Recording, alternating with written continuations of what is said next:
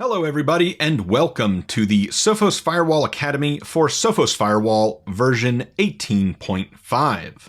My name is Ed Korsgaard and I will be delivering today's session. I'm glad that everyone can be here today as we are going to be going over the many new enhancements that can be found in Sophos Firewall 18.5. This is the third of 3 sessions in the Sophos Firewall Academy series, where we will build on what was covered in Sessions 1 and Sessions 2. In today's session, we will be looking at the latest features and enhancements that have been added into Sophos Firewall since version 18.0. There have been many updates, protection features, tweaks, and changes made to Sophos Firewall's operating system since the release of 18.0. And here, we're going to look at some of what we believe are the changes that stand out most. So first up is an update to web protection. The World Wide Web can be a dangerous place, and users often arrive at undesirable areas by accident, through a random pop-up from a web page, or maybe a malicious email that was sent to them. To help protect users, when any web filtering is enabled, Sophos Firewall will now automatically block websites that are identified as containing child sexual abuse content by the Internet Watch Foundation, often referred to as the IWF. No policy or exclusions can be configured to allow these sites, and the domain names will be hidden in the logs and reports. All right, now let's jump over into a Sophos Firewall and take a look at some additional updates. So the Sophos Firewall now uses a secure storage master key to provide additional protection for account and password details stored in the device and in configuration backups. Once you've set the master key, you cannot recover it, which is why the configuration asks you to confirm that you have stored it in a password manager or some other safe place. So if I go ahead and log into this firewall that does not yet have the secure storage master key configured, you'll see that I'm going to get a pop-up asking me to create the secure storage master key. It gives some information that we just went over about why it's needed, when do we need to use it, and one important piece of information there about can you recover the master key. So let's go ahead and create a key. I do have to enter a key and notice the complexity requirements on the right-hand side. So let's go ahead and make a strong key. All right, make sure they match. And there's a tick box here to confirm that we have stored this key in some location. Once I click Create Key, I get a confirmation the master key is set. So where can we see this actually being used? Well, one good example is in the backup. So if I grab a backup of this firewall once the key has been created, right, I can then use this to restore the backup once I download it. All right. I can now restore this backup. And if I do, it's going to ask me for 2 pieces of information. It's going to ask me for the encryption password that was used to encrypt the backup and the secure storage master key. Now, before I do this, because it will take a few minutes, I do want to show one other little demo, and that is if we lose the secure storage master key, we won't be able to restore any backups or configurations that are created with that key. However, I can reset the secure storage master key in the firewall, so any future backups and items will use this new key that hopefully I store and keep track of.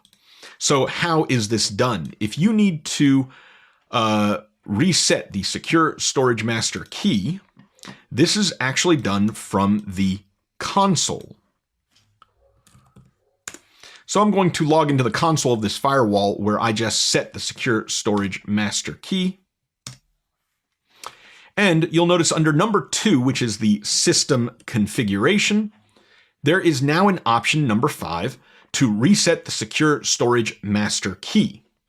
So I'm going to go ahead and choose number 5, and the first thing it asks me to do is confirm that I know the admin account password. So let's go ahead and type that in. And then it says, all right, now it's time to reset the secure storage master key. So I need to enter a secure key.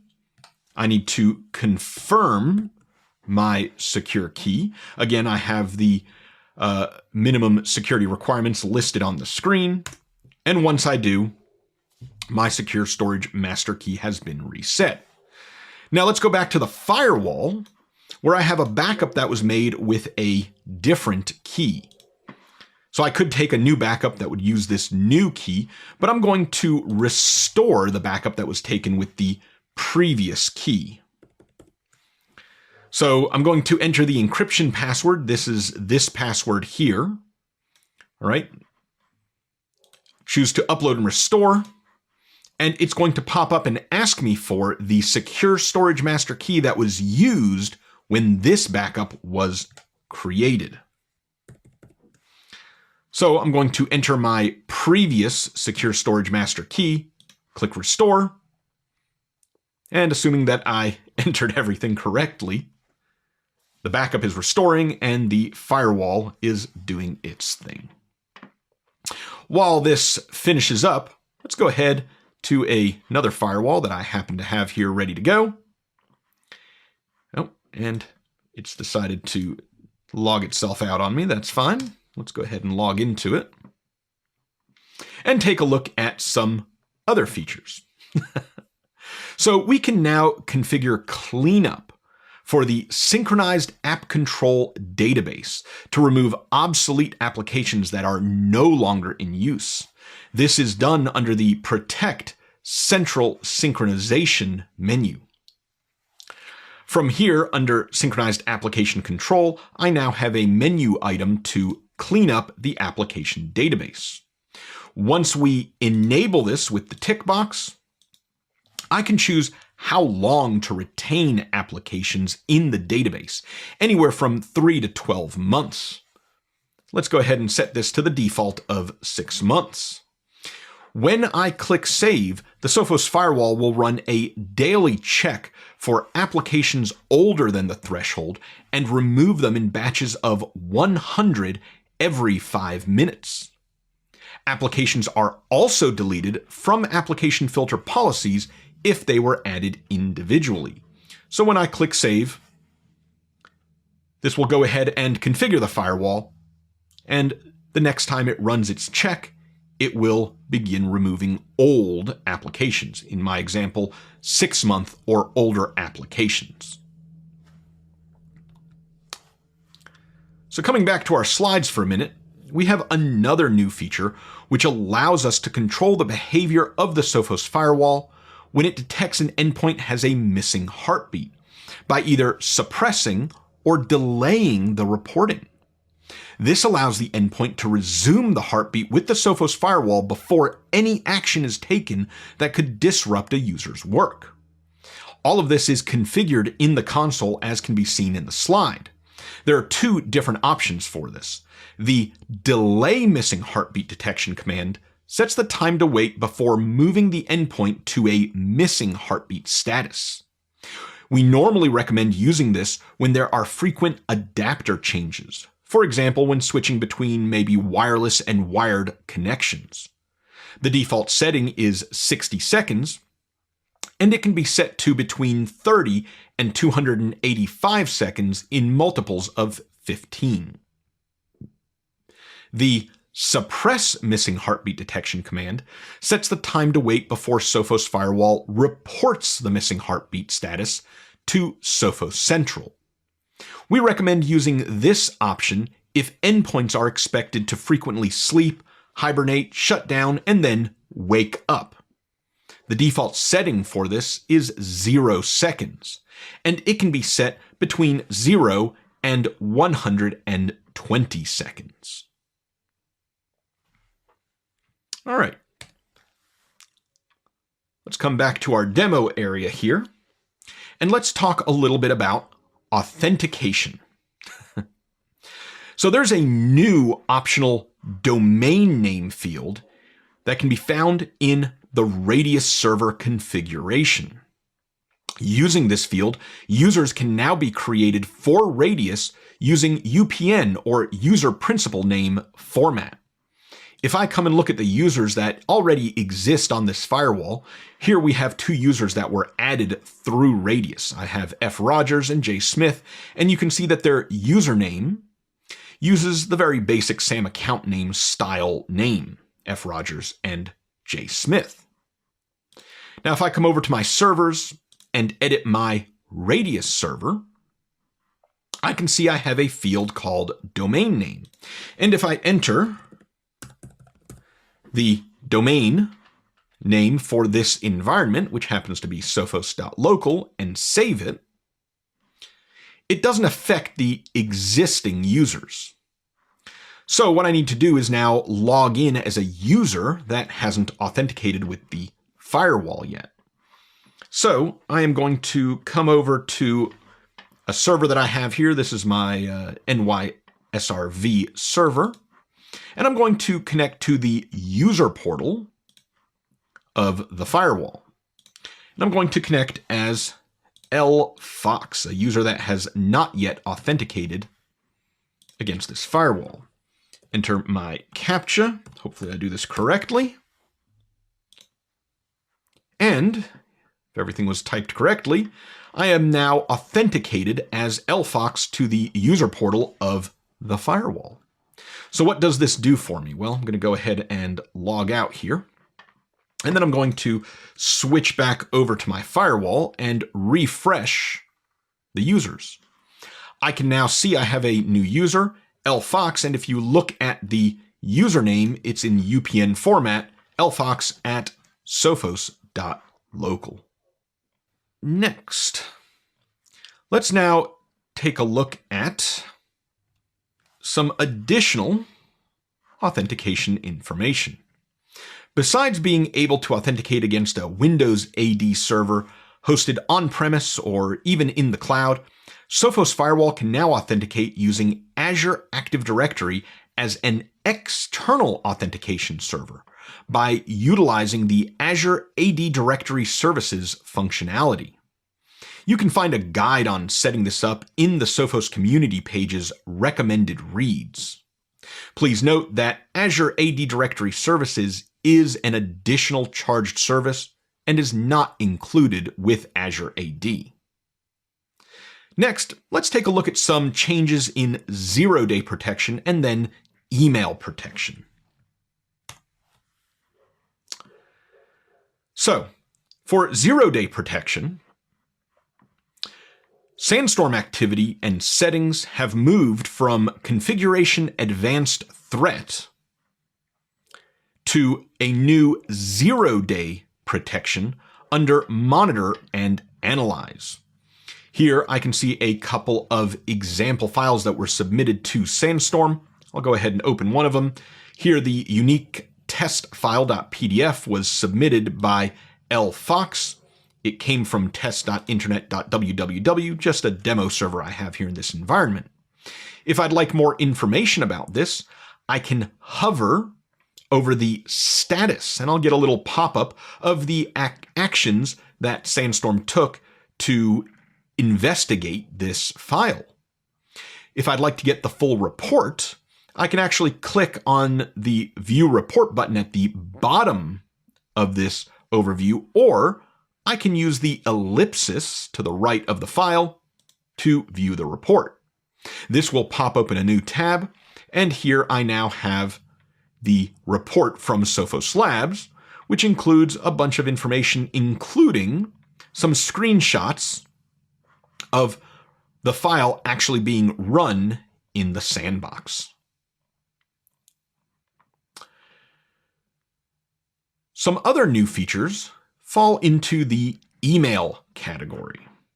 So let's go ahead and jump over to a server I have here. This is my London, DC server.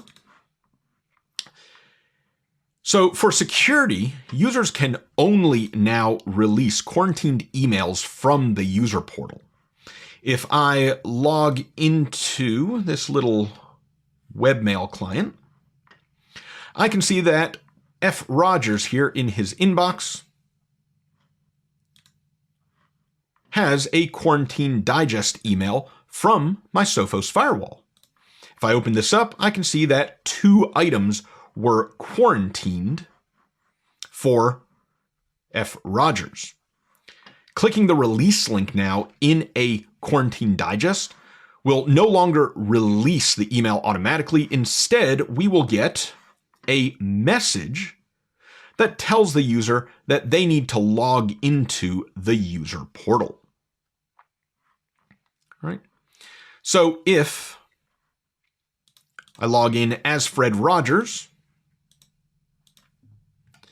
to the user portal, I would be able to then go to email and quarantine and release the emails directly from here.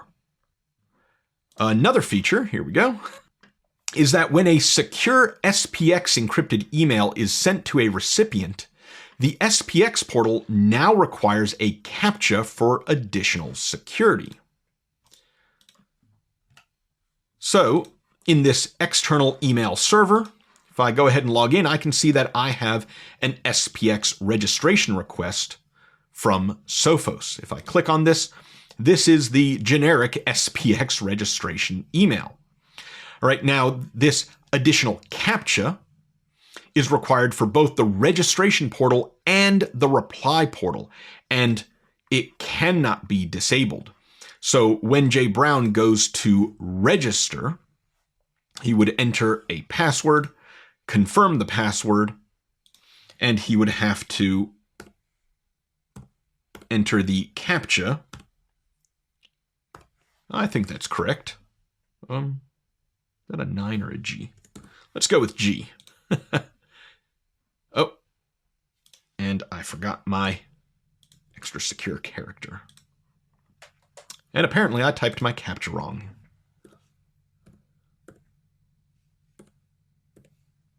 That one's a little easier. And now he has successfully registered. So anyone coming from outside the firewall into the SPX registration or reply portal after receiving an SPX encrypted email will have to enter a CAPTCHA. All right, let's now have a talk about certificates on the XG firewall, and we're going to jump back to our slides for this. So there are several enhancements to the certificate management. Certificates that are generated on the Sophos Firewall are signed by the local certificate authority. These were previously referred to as self-signed. However, the name has been changed to locally signed, as this more accurately reflects the certificates that are created. Additionally, when creating a certificate signing request that will be signed by a CA other than the Sophos Firewall's internal CA, fields are no longer displayed to set the validity dates for the certificate. Certificate validity is controlled by the certificate authority, which ignores these fields unless specifically configured to honor them, which public CAs are not. Certificate keys are always encrypted on Sophos Firewall, so the option to encrypt the key has also been removed from locally signed certificate and CSR generation. When creating a certificate, either locally signed or as a CSR, the only mandatory field is the subject name attributes in the common name as per the RFC. Previously, all of the fields shown here were mandatory. It is worth noting that although the country name is not mandatory because it is a select field, something will always be populated here. By default, the Sophos Firewall will also pre-populate these fields with information available from its license. And at the bottom, there is a new dynamic distinguished name field that updates as you configure the subject name attributes, so you can see what the distinguished name of the certificate will be. A new subject alternative name section has been added that provides fields for adding multiple DNS names and IP addresses to the certificate. This was previously done using the certificate ID field. This field can now be found in the Advanced Settings section and is required if you need to add an email address SAN. When you download a CSR from Sophos Firewall, you no longer get an archive that contains the CSR and private key. Now you're going to get a screen where you can copy the CSR to the clipboard, because it's quite common to submit a CSR for signing by pasting it into another form, a web form. You can still download the CSR as a text file from this screen if you need to upload a file to the CA that you are sending it to. And the screen for importing a certificate after signing the CSR has also been updated. You can now either select the certificate file or just paste the certificate into the text field. For certificates that have authority extensions, you can also choose how you import it, just as a certificate, just as a CA, or both. And when you're importing as a CA, you can enter the display name that will be used by Sophos Firewall to help you later identify the certificate and make it easier to find. There have also been updates to the certificate authorities. As with the new CSR workflow, you can choose to either upload a certificate file or paste the certificate into the text field. You can choose whether you are uploading a CA for validation or for signing and validation. If you are uploading the CA for signing and validation, you will need to upload the private key and, of course, provide the password for it. On the Certificate Authorities screen, there have been a couple of minor enhancements. First, the local column has been replaced with a type that's more descriptive. This can be either internal, built-in, or uploaded. There is also a new icon that indicates if the private key for the CA is present and can therefore be used for signing. Now let's take a little bit of a look at some routing, specifically the route precedence. The route precedence for new installations of Sophos Firewall is shown here. It goes static routes, SD-WAN policy routes, VPN routes, and finally the default route. You may also note that within static routes, we have our directly connected networks, dynamic routing protocols, and unicast routes. Now, if you have a XG firewall that you are upgrading from version 18 to 18.5, upgrades from previous versions of Sophos Firewall will retain the route precedence configured in the device. However, you can modify this at any time. So let's take a look at how to change the routing precedence in the firewall. In order to change the routing precedence, we need to connect to the console of the firewall. So let me jump into my console here.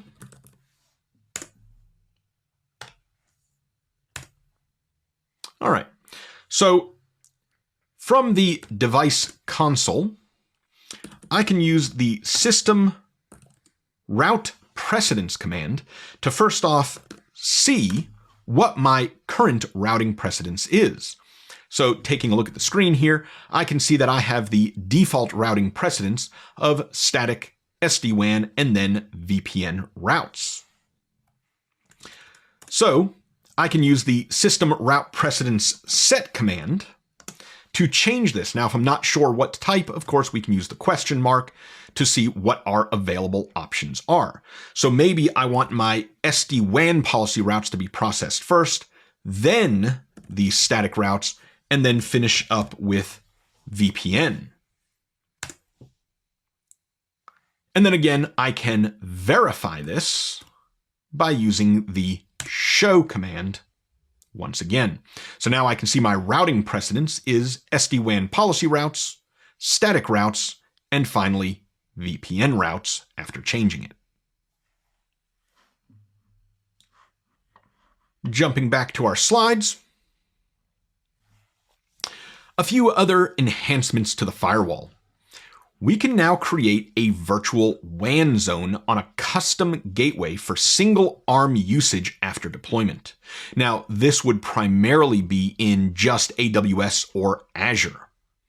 You can create more than one custom gateway attaching different zones to each, so that once configured, you can create access and security rules for traffic going to these zones.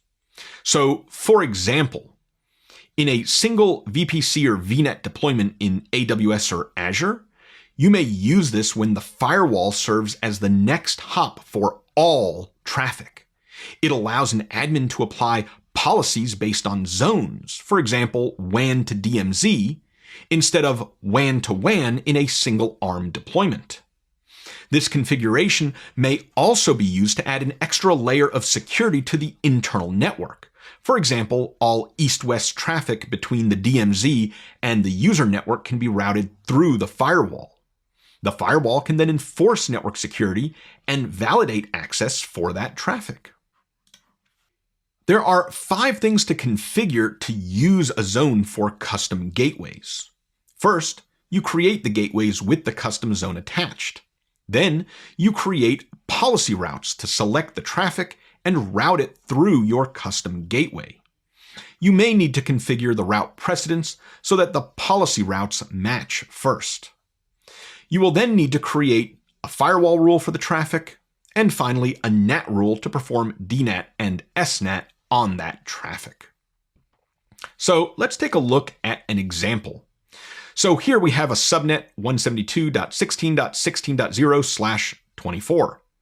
The Sophos Firewall has the IP address 172.16.16.16, and it's in the WAN zone, and it uses 172.16.16.250 as its default gateway.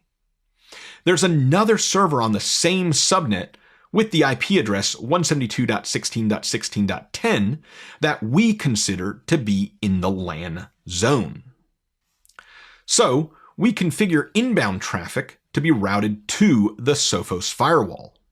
So if we look at the configuration of how this will all lay out, first we have our gateways. GW is the default gateway on port A in the WAN zone, and LAN is the server we have created the custom gateway for.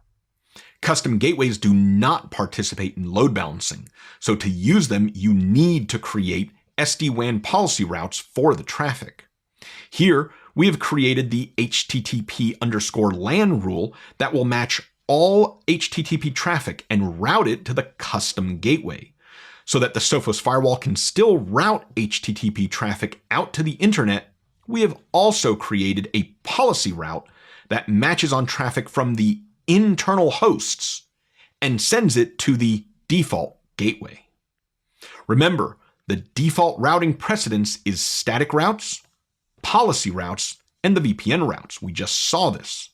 So you may need to adjust this so that the policy routes take precedence, as we did. And then here we can see the firewall rule that will allow HTTP traffic from the WAN to the LAN where it's destined for the Sophos Firewall IP address.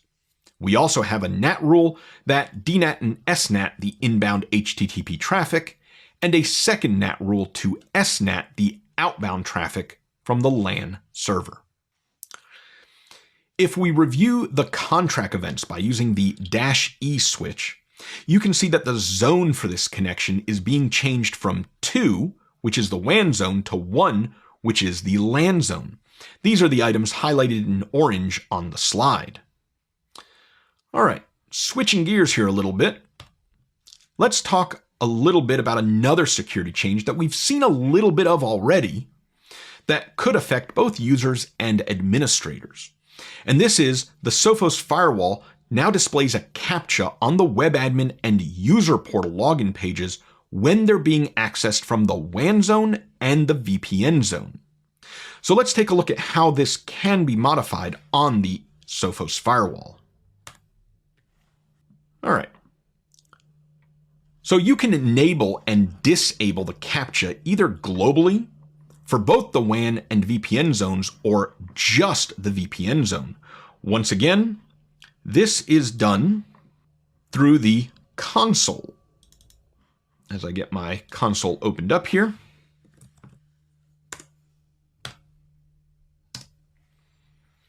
All right, so from inside of the console, there is a command called System CAPTCHA Authentication, and from here we have a couple of options. The first one I want to look at is global, and we have a nice show command that we can use. This shows me the global status of the CAPTCHA for the web admin and user portal, meaning this affects both the WAN and the VPN zone. I can also do a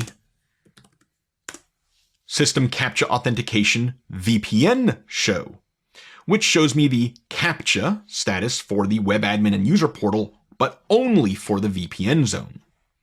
From here, say for the VPN, I could disable it, and it will ask you to confirm. So here you can see I have disabled the CAPTCHA, but only for the VPN zone, for both the web admin and the user portal. If I look at my global, it still shows as enabled because it's enabled for the WAN zone. You'd have to look at the VPN show to see that specifically. If I want to re-enable it, we use the same command, System CAPTCHA Authentication, in this case VPN, and I can do an enable. Notice it doesn't ask me if I'm sure that I want to enable it. Now, I cannot disable access for just the WAN zone on its own. I can for the VPN zone, but not just for the WAN zone. But there is another option, and that is the ability to enable or disable it for the user portal for both zones or for the web admin.